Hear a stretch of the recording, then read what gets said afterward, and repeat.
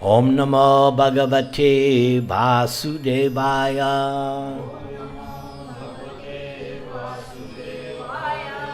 Om Namo Bhagavate Vasudevaya.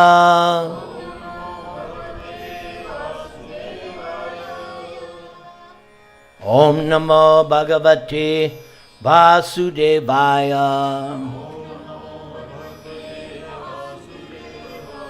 So this next part is called Draupadee cries out to Yudhishthira. Draupadee, however, was still sorrowful.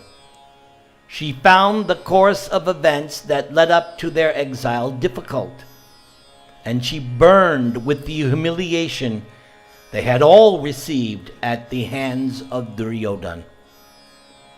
One evening, sitting alone with Yudhishthira, she revealed her feelings.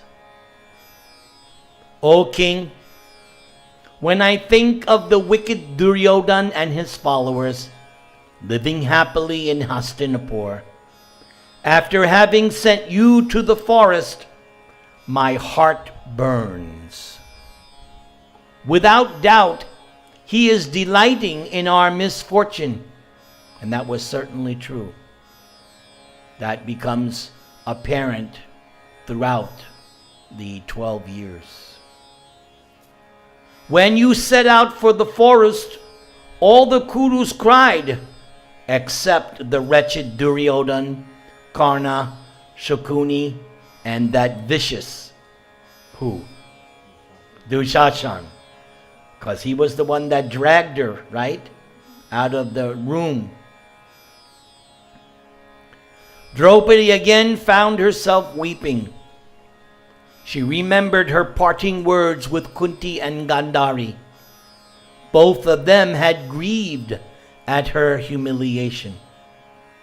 How long would it be before she was avenged and the wrongdoers punished? She continues, seeing you seated here on this grass mat, and remembering your ivory throne crusted with jewels, I feel such anguish that I can hardly look at you. Your body is smeared with mud from the riverbank, when it once was daubed with the finest sandalwood paste. You once wore costly silk garments.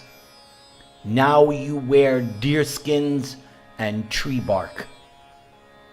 How can I bear to see my other husbands, who were once waited upon by numerous servants? Now they are scouring the forest for food. Draupadee's sorrow suddenly turned to anger. All this is due to the evil schemes of sinful men. O king, does your plight not arouse anger in you? Why do you remain so peaceful? Look at Bhima, glancing at you again and again, constrained only by his love for you. He does not rise up and destroy the Kauravas. Yes, many times Bhima was the one who said, just give me the word. I'll go right now. I'll kill all of them. Time after time, Bhima just waiting for Yudhishthira to just say the word. But nope. Yudhishthira says, not now.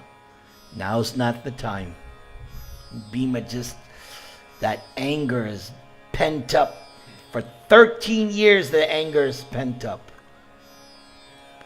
Honoring your promise, Bhima sits containing his anger. Look too at Arjuna. He understands Bhima's mind and is forever pacifying him. By the power of Arjuna's bow, thousands of kings were obliged to wait upon the Brahmins at your Rajasuya sacrifice. Now that same Arjuna has become grief-stricken. Does this not make you angry? Look at Madri's youthful sons. Who are those? Nakul and Sahadev. They are as dear to you as they are to your mother Kunti. Now they are forced to live the hard lives of ascetics. Does this not make you angry? Yes, a wife knows how to push the right buttons. Am I right, husbands? Huh? They still know how to do it. She continues, I cannot understand why you have not risen up to destroy the Kauravas. Surely, after all that has happened, such a response would be in accord with morality. Is your discrimination failing? It is always appropriate for a Kshatriya to show anger when sin is committed. And sin has surely been committed by the Kauravas. How can you sit here as if you forgive them? If a king cannot distinguish between the time to be angry and the time to forgive, then that king is lost. Now listen what she says next. I also know the scripture. Good for Draupadee, huh? I also know the scripture. And scripture states that Duryodhana and his brothers deserve to be punished. Scripture states that the humble and ever-forgiving person is always neglected, while one who is powerful and assails other at the appropriate time is respected as a king. To be continued. Everyone, Hare Krishna, Hare Krishna.